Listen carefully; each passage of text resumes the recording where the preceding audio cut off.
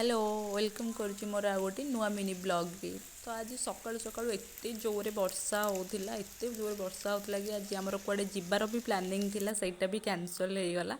तो कुआडे जिबार थिला सेटा तो मु जो दिन जीवी से दिन आ गोटे वीडियो करदेबी से दिन आपण माने जानि परिबे। तो बस वर्षा एते जोरे होतिला सकाळु दिन सारा कंटिन्यू वर्षा चली। तो मु भाविली वर्षा पागरे टिके गरमा गरम छणा छणीटा नहेले केमती हबो।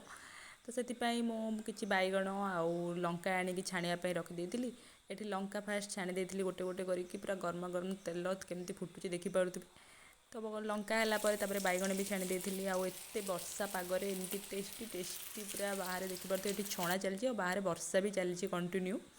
बाहर एमती मौसम आउ भितर पूरा गरमा गरम बैगणी आ सहित लंका चप हो पूरा खाଇବା खाई मजा आसीगला। ता सहित पुणी चिली सॉस और टमाटो सॉस तार तो मजा अलग। जदि आपण मानक भी लंका चप आ बैगणी भल लगे ताले वीडियो को निश्चय लाइक करके जिवे।